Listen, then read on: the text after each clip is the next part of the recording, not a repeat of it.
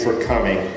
My name is George Addison. I'm the minister here at Trinity United Church, and it's such an honor to be conducting the service today. We're now going to hear some ancient wisdom from traditions that Lynn loved and respected. And first, from the First Nations tradition, may I invite Claire Summers and Colleen Patterson to come forward. Good morning. Before you arrived today, I smudged the entrance of the church and the church itself. Smudging is a First Nation ceremony performed to help the healing process.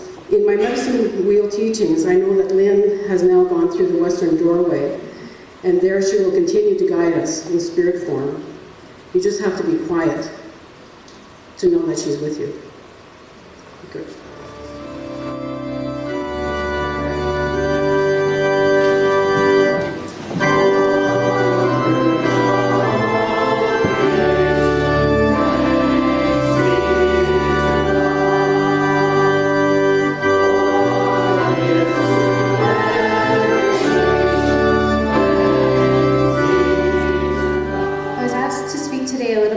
Spirituality, because Lynn had embraced some of these teachings about life and death. The more I thought about what to say, the clearer it became that I should talk about how she embodied those teachings, and more specifically, the role of the clan mother in our communities. As I look around here today, it is very clear to me that her journey was that of a clan mother. Our clan mothers are the matriarchs in our community. She is an advisor, a mentor, and a teacher. On her journey, she would have fulfilled many roles and responsibilities. That of the student and the apprentice, the warrior fighting for what she believes in and for those who do not have a voice, like animals, children, the abused and oppressed. She would become a teacher and a medicine woman, spiritually grounded, focusing on improving the mental, spiritual, physical, and emotional health of those who sought her out. She would be a confidant to close friends and family. She would be a mother to her own biological children and grandchildren, picking up a few adoptees along the way. Lynn also taught us the power of using our words to create positive change. When we speak out for what we believe in, we declare something. We create it, and then it can be. It can become action, so it too is sacred. We can't control the universe, but we can find what the natural forces are in it to be able to do things in a good way.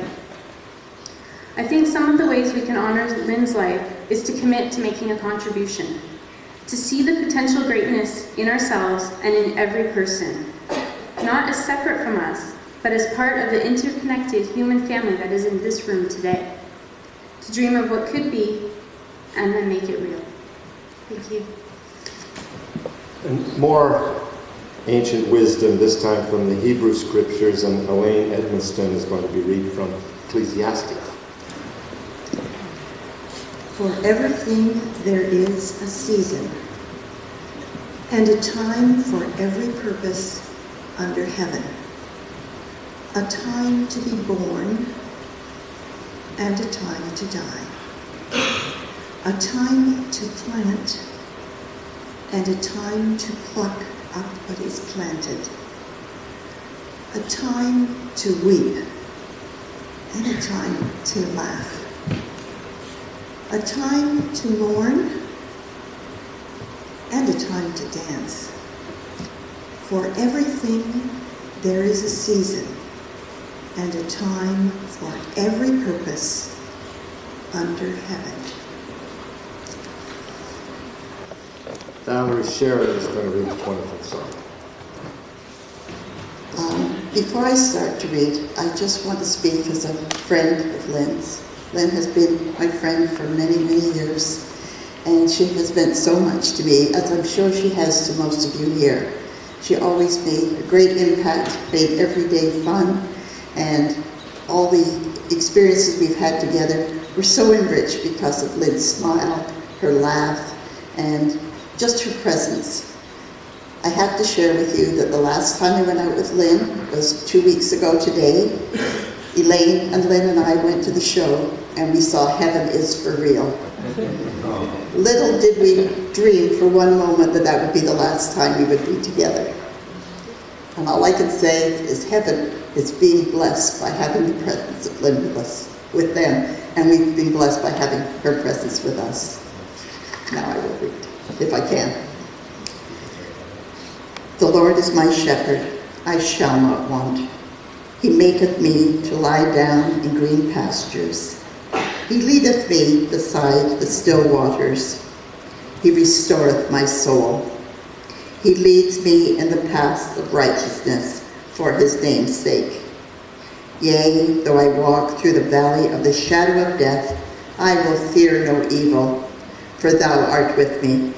Thy rod and thy staff, they comfort me.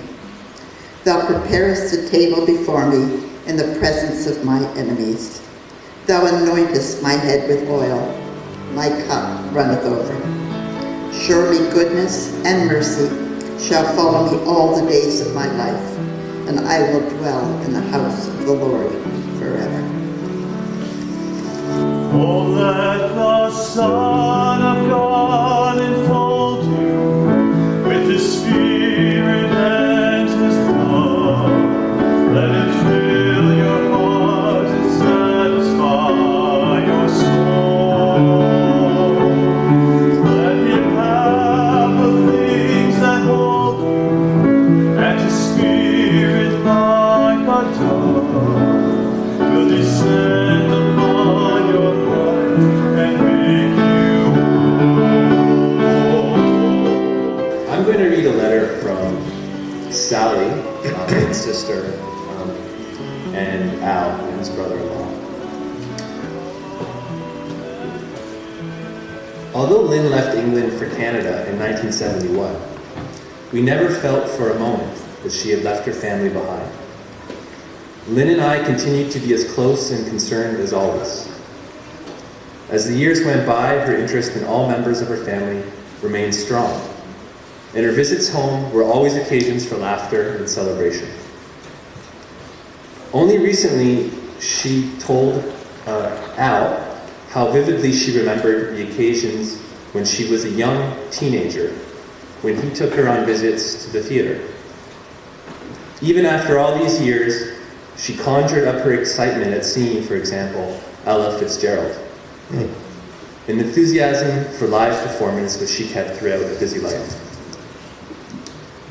Our sons, Tom and Ben, have fond memories of visits to their aunt in Canada.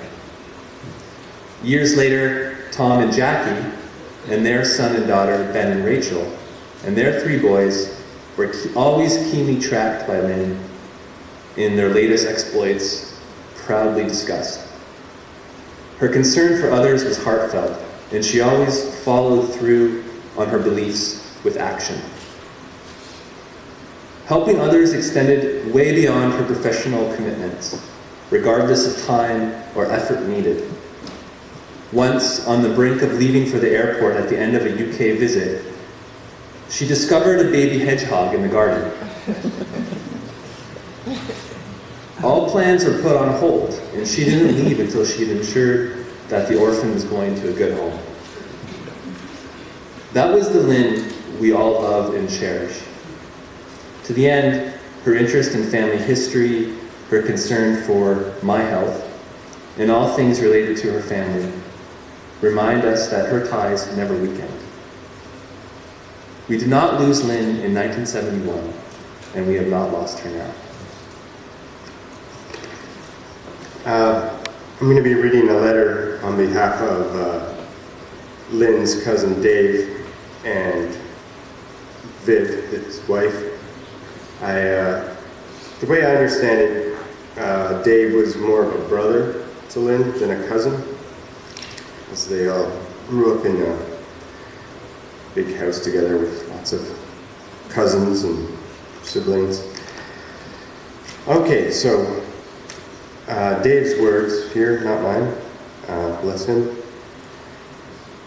Viv and I were shocked and deeply saddened to hear from Sally the very upsetting news that my cousin Lynn had died in the hospital on Thursday last week. Lynn was born when I was already 13 years old and not too interested in little babies. But I well remember her arrival in Drummond Road, Hoylake. She was a pretty little girl, as bright as a button, and as she developed, it became apparent that she was becoming an exceptionally sympathetic person with a strong desire to help those in need. As an example, as a young teacher, I found that not all lessons went according to plan, and one particular class had refused to cooperate. Lynn was at home and took me to the cinema, just the ticket to put things into perspective. Such empathy shown by a 15-year-old, and that's a quote from Viv. After school, she worked briefly in a children's home before applying to Salford University for a degree in social studies. The study of which clearly suited her caring disposition and served her well in her chosen career. Fred and Stella, Sally, and all her close family were immensely proud of Lynn's considerable achievements, both academic and practical. As you know, Lynn was very family-minded.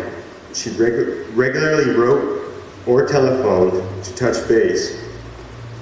Although moving to Canada put more miles between us, we valued our occasional visits highly. Lynn was a wonderful host, always thoughtful and generous to a fault. We remember those times fondly and with great pleasure. She was a good person, and we will certainly miss her a great deal. We hope that with the support of your family and your friends, you will adjust the sad loss of your mom. She was such a rock and took such pleasure from you. We will all join you in your sorrow with our deepest sympathy and love. Viv and Dave.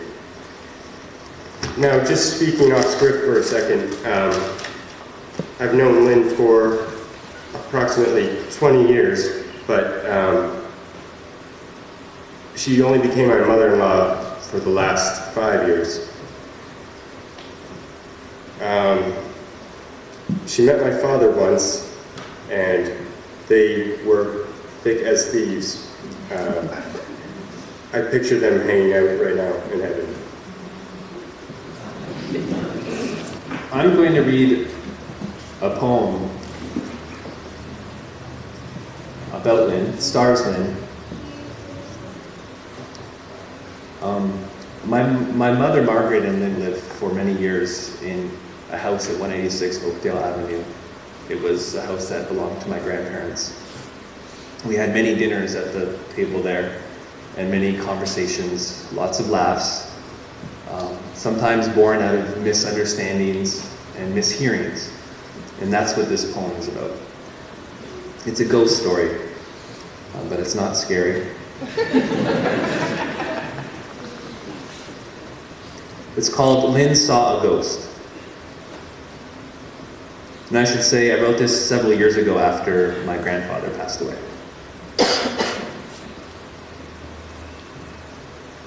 Lynn saw a ghost in the garden, in a blue dress. What was the ghost doing, we asked. Nothing, she says. And why were you wearing a blue dress? No, the ghost was. Okay. Mom knows that ghost. Once, Grandpa saw it in a red dress.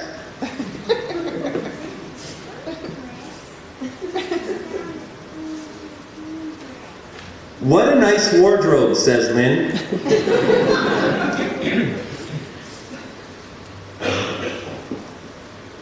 But why are ghosts always wearing dresses, I say.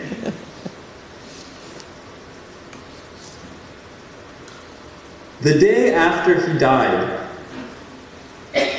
Lynn saw Grandpa in the garden. What was he doing? We asked. Looking at the flowers, Lynn says. And what was he wearing?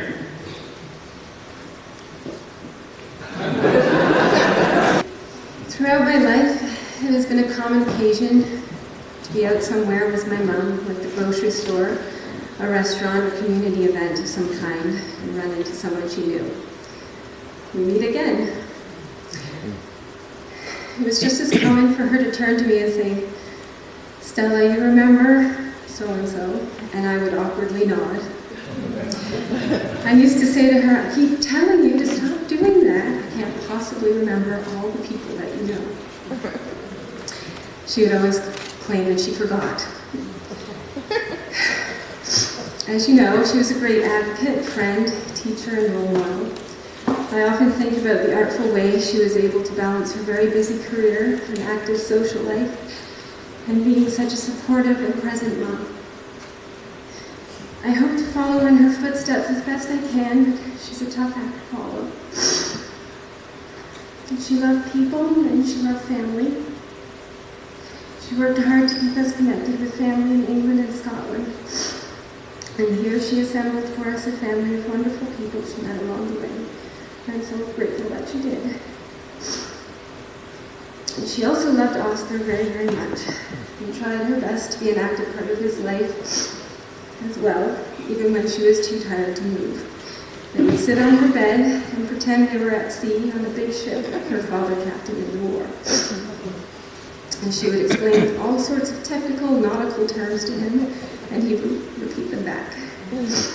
Every so often, Oscar would rush out from her bedroom claiming that he had come ashore for emergency supplies. He would dash back to her bedroom with an armful of seemingly random yet ever so necessary objects. We told him the news about Granny, and he said, "That's okay, because when I grow up, I will build a boat, and I will go to the island of heaven and fix her. Then I will bring her back on my boat." It's nice to think they have not sailed their last mission. My last moments with my mom were spent in the emergency room. I set her up with some Diet Pop, a Lynn+Bird staple. I talked to the nurse for a bit. I gave my mom a hug and kiss and said I would have to go and meet up with Bill and Oscar, who were now waiting for me in the parking lot. She said, "You have a life, go live it." She waved and smiled. I said I would see her later and closed the curtain behind me. As I was headed towards the car, I heard Oscar running up behind me laughing and shouting, "Catch that dummy!" Bill had brought Ozzie in to use the washroom, and I thought, oh well, a few minutes won't hurt. I'll bring Oscar in to see my mom. That may cheer her up a bit. Ozzie questioned her about her oxygen tube and yanked on it. We all gave her a hug and a kiss. I'm so grateful that we had that one last chance to be together. It will be a comforting memory. It seems to be such a casual parting, a wave, a hug, and kiss. See you later. I have revisited this moment many times in the last week. I wished I had said more to her, but I'm glad I have her. And how she inspired me to be as kind, loving, brave, and hardworking as her. I remind myself that we did have many opportunities to talk. And I've told her so many times how much I love and admire her. But one last time would be nice. Whenever I was upset, she would tell me she was wrapping me in a white light. So with her blessing, I will be a good girl and do it as I'm told. I will go live my life wrapped in her white light.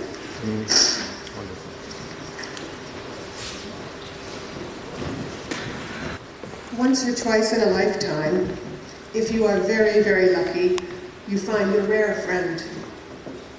The kind of friend you would entrust with the care of your children, the kind of friend you travel with and come back on speaking terms,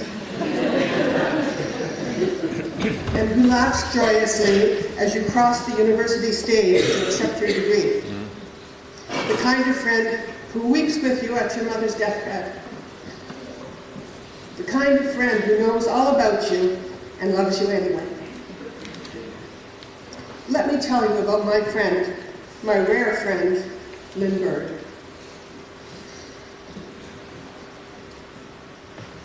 I was almost 40 years old with 2 teenagers. The end of my marriage meant I needed an income. I had run a family business, had a lot of skills. I didn't think it would be too hard to find something. Or so I thought. I looked for a relevant job, then I looked for any job, and then I just looked. None appeared. Niente, nada, nothing. The universe was talking to me, and I did not like what it was saying. About this time, a Niagara College catalog arrived in the mail.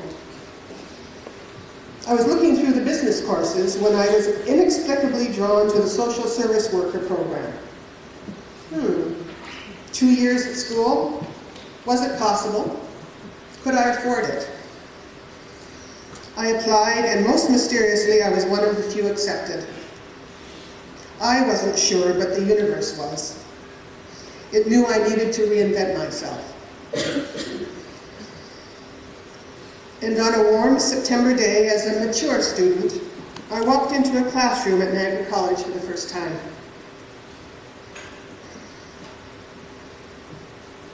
I encountered a little British lady with a soft voice, a welcoming demeanor, who spoke of social work as a profession. She expressed a passion for all things social justice. I fell in love with social work that day. My life with Lynn had begun.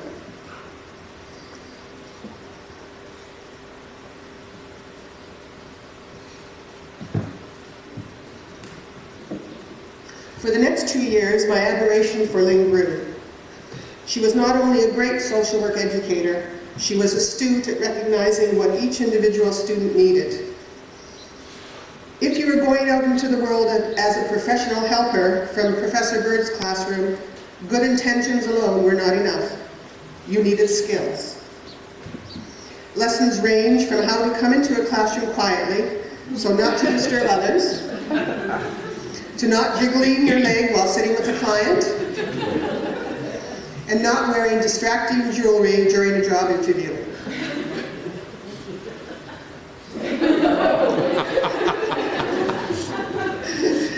Lynn warned her students, otherwise known as her little blossoms, about being judgmental. Separate the deed from the doer, she would say. Social work is a way of life. Always let a colleague know if you are alone with a client. And my personal favorite, when interviewing a client, always sit closest to the door in case a quick getaway is needed. That proved a useful piece of advice once or twice in my career. Next, we come to the correct use of the English language. She was a stickler for spelling and grammar and would challenge us to imagine our written reports were going before a judge in court. That caught my attention. Over the years, Lynn's comments, now known as Lynnisms, took on mythic proportions among social service workers all over Niagara. When grads met, we found ourselves reminiscing about our time in Lynn's capable hands at the college and reciting in unison her Lynnisms. Lynn's office at the college was known by the students as the crying room. It was a haven for successive years of stressed students who always received a gentle welcome and a Kleenex. And not just any ordinary Kleenex, oh no. Her Kleenex were often colorful, often emblazoned with cats, and they all came with a story about where she'd found them, often from her recent trip to the UK. I later came to understand that these ubiquitous Kleenex were the perfect icebreaker, one of the many tools used by a true genius. Years later, when Lynn and I shared a residence, it was not unusual for me to pick up the phone to hear the sounds of anguished crying. I made no attempt to identify the caller. I just handed the phone to Lynn and said, "It's for you." Not only was a solid academic grounding received by Lynn's lucky students, her impact was felt in very personal ways. We, the family, have been flooded with telephone messages, cards, Facebook comments, and entries on the funeral home website. Lynn inspired me. She gave freely of her time. She believed in me, one said. Lynn made me a better parent, a better social worker, and a better mother. She helped me to bloom. Many of her graduates kept in touch, and some became extended family members. Lynn cared about each and every one of you and followed your careers and exploits with great pride. Be assured that the family, Stella, Sarah, Aaron, and myself take great comfort in your heartfelt love for this wonderful lady. Every word has been read.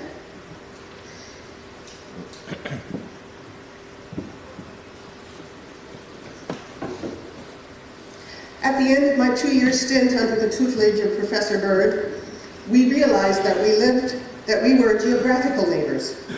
That is, we lived in the same country block in Pelham. Lynn and her daughter Stella were visiting England for the summer and needed someone to care for the numerous and varied pets of the Bird household.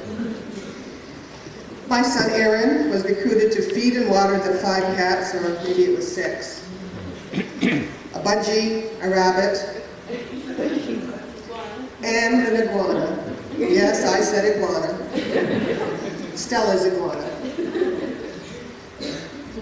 This led to a friendship between Lynn and I that has lasted for 20 years. We were both divorced and quickly becoming empty nesters. She brought me into her circle of friends, and we began to socialize, go to the movies, and volunteer together. Many happy hours were spent at the cinema and having meals with her good friends, Valerie Sherrod and Elaine Edmiston, whose friendship I continue to enjoy today. She kept an eye on my neophyte career choices and encouraged me to embrace opportunities that came my way.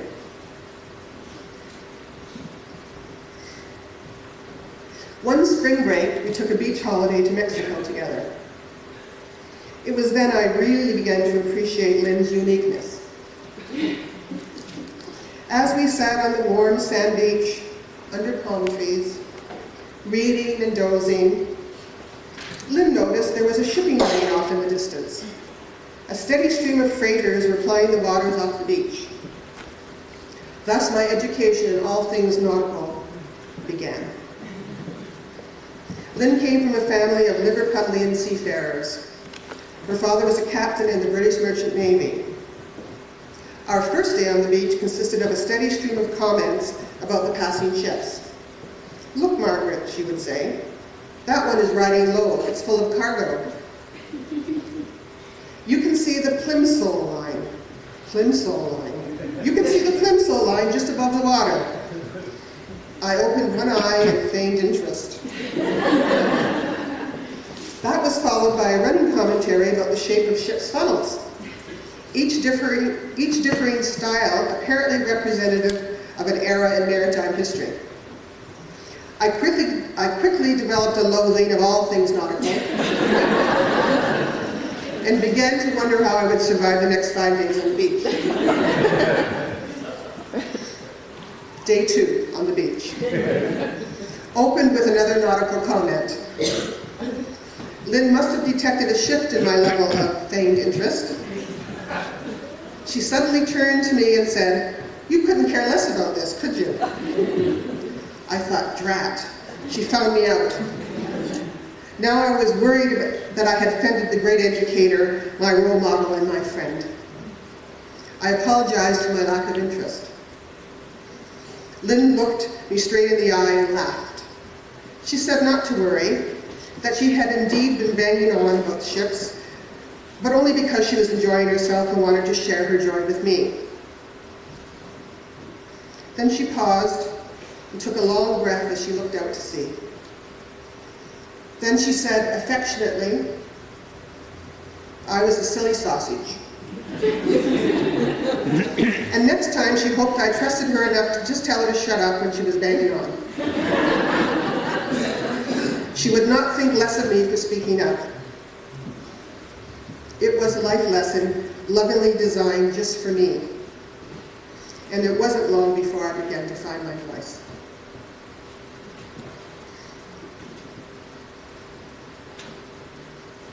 Our subsequent travels took us far and wide. The girl from Meryton was getting round. There was the first magical summer in Britain. Lynn drove up and down the UK, introducing me to her family and friends. I met many beautiful and unique characters, each more eccentric than the last. She took me to all her favorite places. That little lady drove competently and valiantly on highways, narrow country roads, busy city streets, and up and around hair-raising mountain passes. We saw great theatre and concerts in London and Dublin, and took ferries to islands. Subsequent trips included seeing world-class museums, a side trip to Paris, and ample time visiting her wonderful big sister Sally and her family. We ate wonderful food, laughed until our stomachs hurt, and, just for me, we visited beaches on every coast of the British Isles. The friendship grew and our adventures continued. Being empty nesters and the smart women we were, Lynn and I soon figured out that sharing one residence together would free up financial resources for traveling. In a monumental act of faith and friendship, Lynn sold her home and she moved into my family dwelling. Until his sudden and peaceful passing, she helped me care for my aging father. Together, we were able to support him in the home he had shared with my mother for 50 years. I was diagnosed with multiple sclerosis in 1999. It required some adjustment in my life and career plans. Lynn always quoted John Lennon, a Liverpudlian of some note that you may remember. John Lennon said, "Life is what happens when you are making other plans." She kept this unsettling diagnosis in perspective for me while invariably expressing her sadness and support. In her gentle way, she said, "Well, maybe you can't work full-time anymore, but you now have the opportunity to complete your social work degree at university." She took me to Niagara University in Lewiston and introduced me to her professional counterpart, Dr. Laverman. Before I knew what was happening, I was off and running with a substantial financial subsidy from the university. One course at a time, I did it. And when I walked across the stage at Niagara University to accept my degree, no one was happier or prouder than Lynn. We both knew that the cost of this university education was unlikely to be recouped in my now limited work career, but she insisted that I feed my mind and my soul. Due to Lynn's insistence, bordering on coercion, I achieved a level of academic qualification that allows me to continue to work part-time today in a Niagara Social Service Agency. Contact Niagara does important work and has the best and most supportive team of colleagues I've ever had the privilege to work with. Thank you, Lynn. The years flew by and Lynn's family history of heart disease reared its ugly head again. Lynn had successfully returned to work full-time after triple bypass surgery in 2001, but her later years found her with decreasing energy. She retired from the college at age 62 and a half, and the final rewarding chapter of her life began. Her beloved grandson Oscar arrived, and life was never sweeter for her. We embraced traveling again, but in a more sedate fashion. Cruising became our passion. Sometimes we were accompanied by our friends Valerie and her daughter Joanna. We crossed the Atlantic Ocean twice, cruised the South Seas, visited Hawaii, Fiji, and New Zealand. And I will long remember the special day we had with our dear friends on Ile de Pine, an island in New Caledonia. I cried with the beauty of the most beautiful place I had ever seen. Our last cruise was 18 months ago, and we spent 45 days discovering European coastal cities. Tears again at the beautiful cathedral designed by the iconic architect Antonio Gaudí in Barcelona, Spain. Today, I know Lynn is smiling at me because I now enjoy all things nautical. Perhaps I will even admit to knowing what a plimsoll line on a ship is. Lynn taught me to believe in myself, to laugh, to love life, and make the most of every minute. We shared all of life, the good and the not so good. Just 2 weeks before her own passing, Lynn, not feeling well and with a newly broken foot, insisted on accompanying me to the Fort Erie Hospital bedside of my beloved childhood friend, Helen Galante Roussos. Together, we were privileged to witness Helen's passing. Now, that is friendship.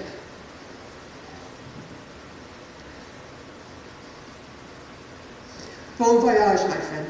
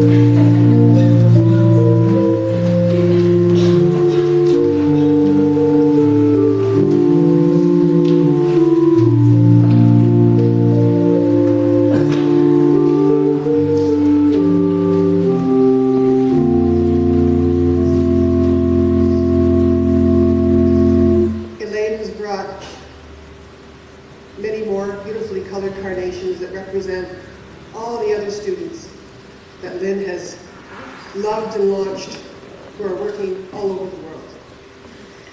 Lynn, we want to remind you that your little blossoms have indeed bloomed.